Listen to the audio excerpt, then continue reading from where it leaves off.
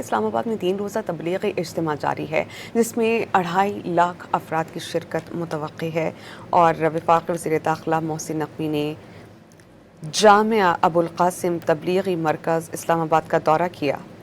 رائے بنڈ اور پنڈی تبلیغی مرکز کے اکابرین نے محسن نقوی کا پرتپاک خیر مقدم کیا۔ وزیر داخلہ نے اسلام آباد مذاکرات کے دوران اجتماع ملتوی کرنے پر منتظمین کا شکریہ ادا کیا۔ محسن نقوی نے باور کرایا کہ وہ تبلیغی اجتماع کے منتظمین کے مثبت کردار کو خراج تحسین پیش کرتے ہیں۔ انہوں نے آگاہ کیا کہ تبلیغی اجتماع کے منتظمین کو پولیس لائنز میں خصوصی لیکچر کے لیے مدعو کیا جائے گا۔ وزیر داخلہ محسن نقوی نے تبلیغی اجتماع کے لیے سیکیورٹی اور دیگر انتظامات سے آگاہ کیا۔ مذہبی ہم آہنگی اور قومی یکجہتی کے فروغ کے لیے تبلیغی اجتماع کے اکابرین کے کردار کو سراہا۔ اس موقع پر ملک میں امن و استحکام اور ترقی کے لیے خصوصی دعائیں کی گئیں۔ تبلیغی اجتماع کا اختتام اتوار کی صبح خصوصی دعا کے بعد ہوگا۔